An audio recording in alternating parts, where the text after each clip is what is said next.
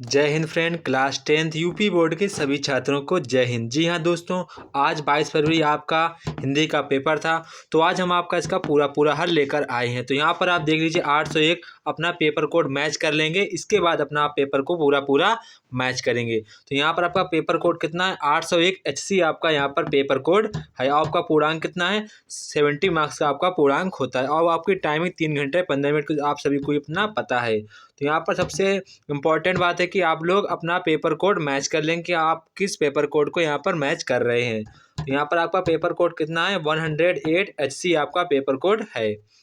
तो आज हम लोग सीधे सीधे आपको यहाँ पर विकल्प को ले चलते हैं जो आपने OMR सीट पर भरे होंगे।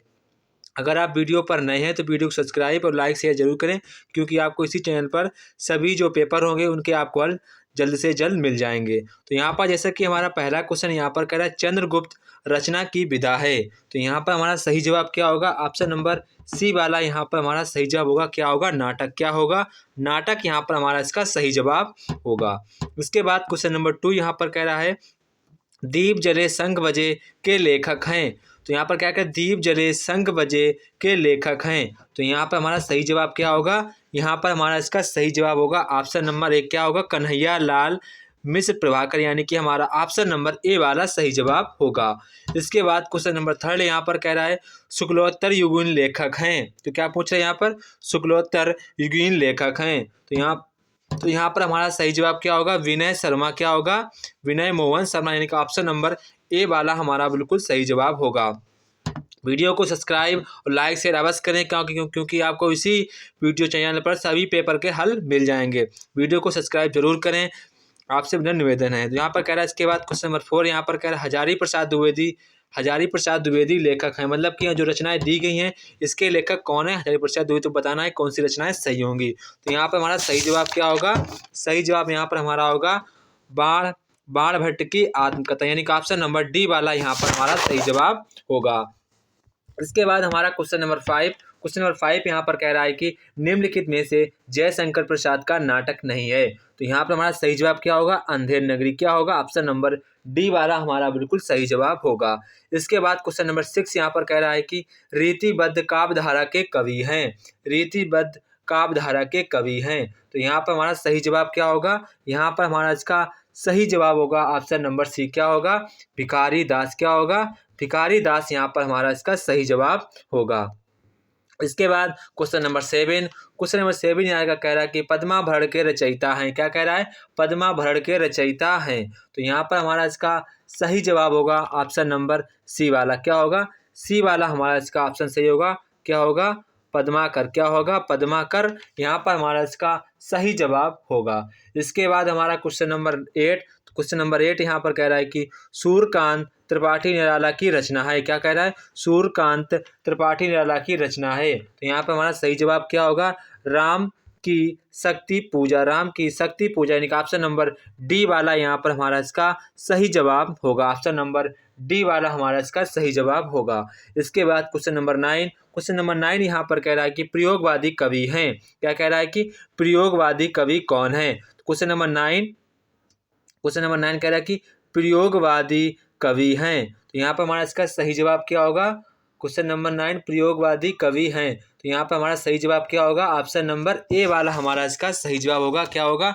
ऑप्शन नंबर ए वाला हमारा इसका सही जवाब होगा, भारत भूषण अग्रवाल, यानी कि ऑप्शन नंबर ए वाला हमारा इसका सही जवाब होगा। इसके बाद क्वेश्चन नंबर 10 यहाँ पर कह रहा है आंगन के आर पार के रचयिता हैं। आंगन के पार द्वार के रचयिता हैं, आंगन के पार द्वार के रचयिता हैं। तो यहाँ पर हमारा इसका सही जवाब क्या होगा, ऑप्शन नंबर सी वाला हमारा इसका राइट होगा, अज्ञेय जी। क्या होगा, अज्ञेय जी यहाँ पर हमारा इसका सही जवाब होगा।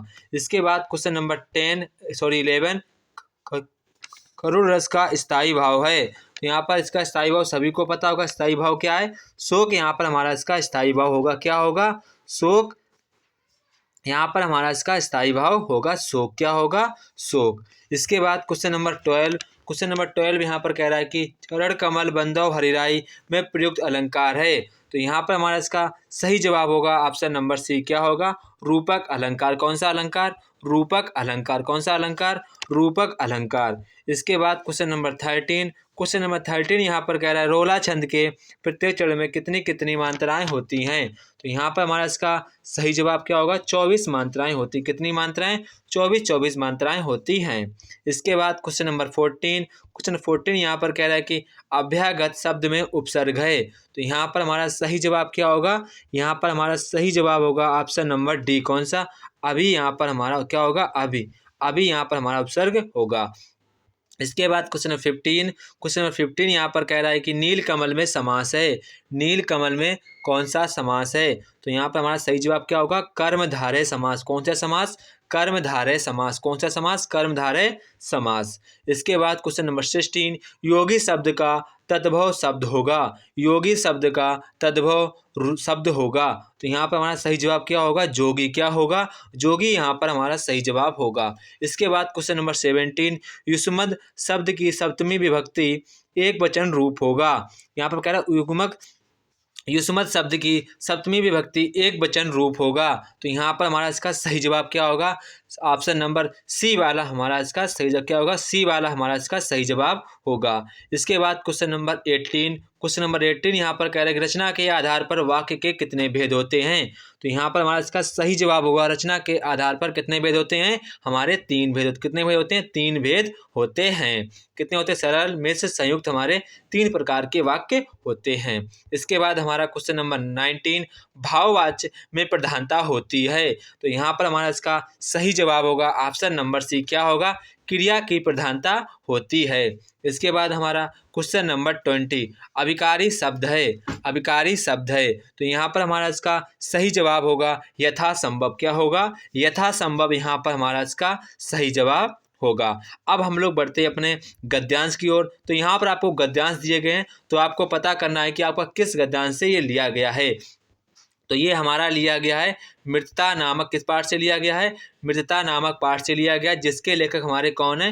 रामचंद्र शुक्ल जी हैं। कौन है? रामचंद्र शुक्ल जी हैं। तो यहाँ पर सबसे पहले क्या पूछ रहा है? उपरोक्त गद्यांश का संदर्भ लिखिए। तो आप क्या लिखेंगे? उपरोक्त गद्यांश हमारी पाठ पुस्तक मित्रता नामक पाठ से लिया गया है, जिसके लेखक रामचंद्र शुक्ल जी हैं। इसके बाद यहाँ पर कह रहा है कि गद्यांश के रेखांकित अंश की व्याख्या करिए। तो यहाँ आपको रेखांकित अंश की व्याख्या करनी है। किसकी करनी है? जहाँ जहाँ आपको लाइन दिख रही है, इसको आपको अपने शब्दों में लिख देना है, वो आपकी रेखांकित अंश की व्याख्या हो जाएगी। इसके बाद यहाँ पर कह रहा है सुदृढ़ भाव का क्या अर्थ है? मतलब कि अटल रहना। क्या होना? अटल रहना, अपने आप में अटल रहना, अपने आप को किसी भी माहौल में बदलना नहीं है, जो आप हैं वही आप बने रहें। यहाँ पर इसीलिए यहाँ पर कह रहे हैं सुदृढ़ बाहु, मतलब कि अपने आप को किसी भी प्रकार से बदलना नहीं है, जो आप हैं वही रहें, किसी की संगति आप पर कोई असर ना डाले। तो इसका अर्थ आप ऐसे ही लिख देंगे। इसके बाद अथवा में यहाँ पर कह रहा है किससे लिया गया है? ये हमारा लिया गया क्या लिखूं। किससे लिया गया है? क्या लिखूं से लिया। किससे लिया गया? क्या लिखूं। इसके हमारे लेखक कौन है? पद्मलाल पुन्नालाल बख्शी। पद्मलाल पुन्नालाल बख्शी। इसके बाद यहाँ पर कह रहा है कि उपयुक्त गद्यांश का संदर्भ लिखिए। तो आप लिखेंगे उपयुक्त गद्यांश हमारी पाठ पुस्तक हिंदी के क्या लिखूं नामक पाठ से लिया गया है, जिसके लेखक पद्मलाल पुन्नालाल बख्शी हैं। बस। इसके बाद यहाँ पर गद्यांश के रेखांकित अंश की व्याख्या करिए। तो यहाँ आपको जहाँ जहाँ आपको लाइन दिख रही है, इसको आपको अपने शब्दों में, मतलब कि अपने शब्दों में लिखना था, आपको अलग से कुछ दिमाग नहीं। ये सब मैंने पहले से इसमें बता रखा है। मेरी वीडियो जितनी पढ़ी आप लोग सभी को देख सकते हैं। मैंने सभी बताया कि आपको किस कैसे लिखना है, वहाँ पर क्या करना है। इसमें कुछ अलग बात नहीं है, मैं पहले से बता चुका हूँ। तो आप वीडियो को सब्सक्राइब लाइक जरूर करें, ठीक है। इसके बाद यहाँ पर कह रहा है कि प्रस्तुत पद्यांश में प्रगतिशील का क्या तात्पर्य है। तो यहाँ पर आपको क्या होगा? प्रगतिशील में होकर आगे बढ़ना, मतलब कि आगे बढ़ना, भविष्य में आगे बढ़ना, वृद्धि होकर अतीत का गौरव स्वप्न देखेंगे। तो मतलब कि आगे बढ़ना। इसके बाद क्वेश्चन नंबर यहाँ पर पद्यांश आता है। तो पद्यांश यहाँ पर हमारा क्या कह रहा है? तो पद्यांश में यहाँ पर हमारा पहला किससे लिया गया है? पहला हमारा लिया गया है कवित्त से। किससे लिया गया है? कवित्त से। इसके हमारे लेखक कौन है? रसखान जी हैं। क्या है? रसखान जी हैं, ठीक है। यहाँ पर कह रहा है कि उपयुक्त पद्यांश का संदर्भ लिखिए। तो क्या लिखें? उपयुक्त पद्यांश हमारी पाठ पुस्तक हिंदी के कवित्त नामक पाठ से लिया गया है, जिसके लेखक रसखान जी हैं। बस, ठीक है, आपको पूरा कर देना है। इसके बाद यहाँ पर कह रहा है कि गोरज के बीच, यहाँ तो आप लोग कर लेंगे, गोरज के बीच कृष्ण के सुंदर रूप का सजीव चित्रण कवि ने किस प्रकार से किया है। इसके बाद थर्ड वाला कह रहा है पद्यांश में रेखांकित अंश की व्याख्या करिए। तो यहाँ पर आपको अपने अपने शब्दों में रेखा के अंशों में व्याख्या कर देनी है, ठीक है, कर देनी है। इसके बाद अथवा में कह रहा है कि फूल झड़ता है शब्द नहीं। तो यहाँ पर हमारा क्या होगा, भाषा एकमात्र साधन है। तो ये हमारा किस पाठ से लिया गया है, भाषा एकमात्र साधन है। ये हमारा इस पाठ से, जिसके लेखक कौन है, अशोक वाजपेयी हमारे इसके लेखक हैं। पाठ का नाम क्या है, भाषा एकमात्र साधन है, और लेखक कौन है हमारे, अशोक वाजपेयी। तो यहाँ पर पहले क्या कह रहे हैं, शीर्षक का नाम मतलब संदर्भ भी लिखना है। तो अब क्या लिखेंगे, उपयुक्त कविता हमारी पाठ्य पुस्तक हिंदी के भाषा एकमात्र साधन है के नामक पाठ से ली गई है, जिसके लेखक अशोक वाजपेयी जी हैं। बस आपको इतना ही लिख देना है।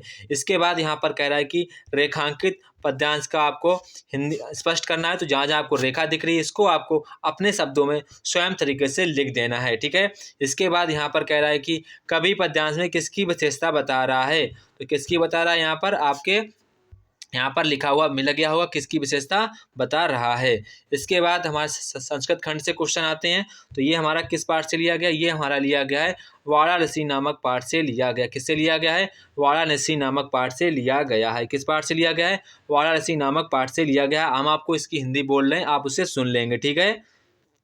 तो यहाँ पर आप इसकी हिंदी सुनेंगे, मैं हिंदी बोल रहा हूँ। आप सबसे पहले लिखेंगे, वाराणसी में प्राचीन काल से ही घर में विद्या की अलौकिक ज्योति प्रकाशित है, ठीक है। इतना इतना हमारा हो गया। अब यहाँ से देखिए, आज ही संस्कृत वाणी की धारा लगातार प्रभावित हो रही है और लोगों को ज्ञान को बढ़ा रही है, ठीक है। यहाँ तक हो गया। इसके बाद यहाँ पर बचा, यहाँ इस समय भी अनेक आचार्य उच्च कोटि के विद्वान वैदिक साहित्य के अध्ययन और अध्यापन में लगे हुए हैं। तो यहाँ तक हमारा ये, ऐसे आपको हिंदी यहाँ पर लिखना होगा। तो यहाँ पर आपको हिंदी लिखनी है सिर्फ है, तो हिंदी में अनुवाद आपने डाल दिया। फिर से एक बार सुन देख लीजिए कैसा लिखना होगा आपको। वाराणसी में प्राचीन काल से ही घर घर में विद्या की अलौकिक ज्योति प्रकाशित है। आज भी यहाँ संस्कृत वाणी की धारा लगातार प्रभावित हो रही है और लोगों को ज्ञान को बढ़ा रही है। यहाँ इस समय भी अनेक आचार्य उच्च कोटि के विद्वान वैदिक साहित्य के अध्ययन और अध्यापन में लगे हुए हैं। ये हमारी इसकी हेडिंग होगी। इसके बाद मतलब कि हमारी हिंदी में होगा। इसके बाद अथवा में यहाँ पर कह रहा है, ये हमारा लिया गया है प्रबुद्धो ग्रामीणा नामक पाठ से लिया गया। किस पाठ से लिया गया है, प्रबुद्धो ग्रामीणा नामक पाठ से लिया गया है। तो यहाँ पर हम लोग इसके पहले हम लोग इसकी हिंदी देखेंगे कि हमारी इसकी हिंदी क्या होगी। तो यहाँ पर सबसे पहले आपको हिंदी इसकी चेक करनी होगी कि हमारी इसकी हिंदी क्या है। तो आप लोगों को सबसे आसान ऊपर वाला है, तो हम जो छात्र इसको लिख आए होंगे वो काफ़ी इंटेलिजेंट होंगे, क्योंकि ये हमारी काफ़ी ईजी है। थोड़ा सा लिखने में इसको हार्ड महसूस होगा, तो आप इसको नहीं करना, तो भी बहुत अच्छा काम किया होगा। तो सभी छात्रों ने मेरा यही वाला किया होगा। अथवा वाले जिन छात्रों ने किया है वो यहाँ पर देख लेंगे। ये हमारा लिया गया है प्रबुद्धो ग्रामीणा नामक पाठ से लिया गया है। इसके बाद यहाँ पर कह रहा है, नीर क्षीर विवेके हंसालस्य त्वयं तनुषु विश्वामित्र। यहाँ पर जो दिया गया है, यहाँ पर अथवा में आपको कोई एक करना है। तो यहाँ पर ये हमारा किस पाठ से लिया गया है, ये हमारा यहाँ पर दाशकेयम। तो ये हमारा लिया गया जीवन सूत्राणी नामक पाठ से लिया गया है। नहीं सॉरी, अब मैं एक बार कंफर्म कर लेता हूँ। तो ये वाला हमारा लिया गया है जीवन सूत्राणी नामक पाठ। किस पाठ से लिया गया है, नीचे वाला हमारा लिया गया है जीवन सूत्राणी नामक पाठ से लिया गया है। किस पाठ से लिया गया है, जीवन सूत्राणी नामक पाठ से लिया गया है। आपको इसका हिंदी में अनुवाद करना है। तो यहाँ पर आप हिंदी में अनुवाद क्या करेंगे, आप सुन लीजिए। युधिष्ठिर कहता है कि धर्म का मुख्य स्थान उदारता है, यश का मुख्य स्थान दान है, स्वर्ग का मुख्य स्थान सत्य है और सुख का मुख्य स्थान शील है। तो ये हमारी इसकी हिंदी होगी। मैंने पूरा बता दिया है। युधिष्ठिर कहता है कि धर्म का मुख्य स्थान उदारता है, यश का मुख्य स्थान दान है, स्वर्ग का मुख्य स्थान सत्य है और सुख का मुख्य स्थान शील है। तो ये हमारी इसकी हिंदी होगी। इसके बाद ये हमारा खंड काव्य आता है। तो खंड काव्य में आप लोगों ने सभी लोगों ने अपने अपने ज़िले के अनुसार खंड काव्य कर रखे होंगे। सभी लोगों ने अपने अपने ज़िले के खंड काव्य किए होंगे। तो जो छात्र जिस ज़िले से होंगे उन्होंने अपने अपने ज़िले का खंड काव्य किया होगा, ठीक है। तो जो छात्र कानपुर मंडल से आते हैं उनके लिए हमारा कर्मवीर भरत खंडकाव्य निर्धारित किया गया है। तो इसे हम उन छात्रों ने किया होगा। अब जो छात्र जिस जिले में होंगे उन्होंने अपने अपने जिले का खंडकाव्य किया होगा। ठीक है, तो आप सभी ने खंडकाव्य को पकड़ के फोड़ दिया होगा, सभी ने पूरा पूरा कर दिया होगा। इसके बाद हमारा यहाँ पर आता है 26 का आता है। यहाँ पर कह रहा है कि पद्मलाल मतलब कि आपको यहाँ पर जीवन परिचय लिखना है। क्या लिखना है? जीवन परिचय लिखना है। तो यहाँ पर सबसे पहले देख लीजिए पद्मलाल पुन्नालाल बख्शी। तो यहाँ पर देख लीजिए पद्मलाल पुन्नालाल बख्शी। हम एक एक करके सभी के बता दे रहे हैं। तो यहाँ पर हमारा पहला सुन लेंगे, रामधारी सिंह दिनकर। इनका हमारा जन्म हुआ था 1908 में। कब हुआ था? 1908 में। और इनकी मृत्यु कब हुई थी? 1974 ईस्वी में हुई थी। ठीक है, इसके बाद देख लीजिए रामचंद्र शुक्ल। ठीक है, रामचंद्र शुक्ल। तो रामचंद्र शुक्ल की हमारे जन्म कब हुआ था? ये हमारा जन्म हुआ था यहाँ पर, जन्म हुआ था 1884 में। कब हुआ था? 1884 में। कब हुआ था? 1884 में हमारा रामचंद्र शुक्ल का जन्म हुआ था। ठीक है, उनकी मृत्यु कब हुई थी? 1941 में इनकी मृत्यु हुई थी। इसके बाद जयशंकर प्रसाद। जयशंकर प्रसाद ही इन्होंने ममता नामक पाठ लिखा है। तो इनका हमारा जन्म कब हुआ था? इनका हमारा जन्म हुआ था 1890 में। कब हुआ था? 1890 में। और मृत्यु कब हुई थी? इनकी हमारी मृत्यु हुई थी 1937 में मृत्यु हुई थी, जयशंकर प्रसाद। इसके बाद हमारा पद्मलाल पुन्नालाल बख्शी। तो पद्मलाल पुन्नालाल बख्शी ने लिखा क्या लिखूं। तो इनका हमारा जन्म कब हुआ था? इनका जन्म हुआ था 1894 में हुआ था। और इनकी मृत्यु कब हुई थी? 1971 में इनकी मृत्यु हुई थी। तो मैंने सभी के यहाँ पर बता दिए हैं, पर पूरा नहीं बता सकते क्योंकि वीडियो लंबी हो जाएगी। तो यहाँ पर आप मुझे कमेंट बॉक्स में बताएंगे, जरूर बताएंगे कि आपने किस पर यहाँ पर जीवन परिचय लिख कर आए हैं बोर्ड में। ठीक है, कमेंट बॉक्स में जरूर बताएंगे। हम पूरा सभी का कमेंट देखते हैं, लाइक भी करते हैं। इसी प्रकार हमारा खा वाला है, तो खा वाला भी आप लोगों ने कर लिया होगा। यहाँ पर किसी एक का आपको जीवन परिचय लिखना है, किसी एक का। ठीक है, किसी एक का ही जीवन परिचय लिखना है। तो यहाँ आप जिस भी आपने टॉपिक पर यहाँ पर मतलब जिस भी लेखक पे आपने जीवन परिचय लिखा हो बोर्ड में, आप मुझे कमेंट बॉक्स में बताएंगे कि सर मैंने किस किस लेखक पर किस कवि पर हमने जीवन परिचय लिखा है। इसके बाद यहाँ पर आता है क्वेश्चन नंबर 27।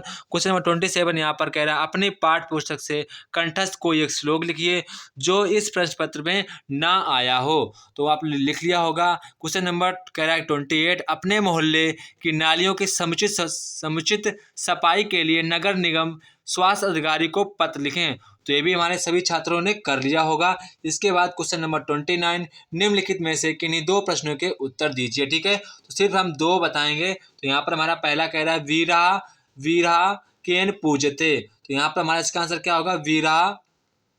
एक बार शुरुआत से देखते हैं, सारे बताएंगे इसके आंसर। तो यहाँ पर सबसे पहले देख लीजिए वीरहा केन पूजते। तो आप केन की जगह क्या लिखेंगे? वीरेण पूजते। क्या लिखेंगे? वीरेण पूजते। इसके बाद थर्ड वाला यहाँ पर कह रहा है कि चंद्रशेखर स्वनाम कम अवसर। तो यहाँ पर किंग की जगह क्या लिखेंगे? आजादा। क्या लिखेंगे? आजादा। यहाँ पर आपको लिख देना होगा। इसके बाद यहाँ कह रहा है मैत्री केन वर्धते, यानी कि मित्रता से क्या बढ़ता है। तो यहाँ पर आप क्या लिखेंगे? सुवचनेन। यहाँ पर मैत्री केन वर्धते क्या लिखेंगे? मैत्री सुवचनेन वर्धते। ठीक है, सुवचनेन वर्धते। तो यहाँ पर आप 3 कर लिए, आपको सिर्फ यहाँ पर 2 करने थे। तो यहाँ पर आप मुझे इसका आंसर कमेंट बॉक्स में बताएंगे कि आपने इसका आंसर क्या लिखा है। ठीक है, कमेंट बॉक्स में बताएंगे। इसके बाद हमारा क्वेश्चन नंबर 30, निम्नलिखित में से किसी एक विषय पर निबंध लिखिए। तो हम आपको कई बार बता चुके हैं कि निबंध आपको किस प्रकार से लिखना है, बता रखा था। तो यहाँ पर आप लोगों ने निबंध को काफ़ी अच्छे तरीके से लिखा होगा विद हेडिंग डालकर। ठीक है, जिस छात्र ने हेडिंग डालकर लिखा हो वो मुझे कमेंट बॉक्स में बताएगा कि सर मैंने हेडिंग डालकर लिखा है, और किस टॉपिक पर लिखा है उसका भी आंसर आप मुझे कमेंट बॉक्स में बताएंगे। ठीक है, कमेंट बॉक्स में जल्द से बताएंगे कि किस पर आपने ऐसे लिखा है। आप वीडियो को लाइक और सब्सक्राइब जरूर करें, क्योंकि आपको इसी वीडियो पर, इसी चैनल पर सभी प्रकार के जितने पेपर होंगे आपको सभी के हल मिल जाएंगे। ठीक है, जल्द से वीडियो कर लें सब्सक्राइब और लाइक शेयर जरूर करें। जय हिंद दोस्तों, फिर मिलते हैं अपने नेक्स्ट वीडियो में। तब तक कि आप सभी लोगों को जय हिंद।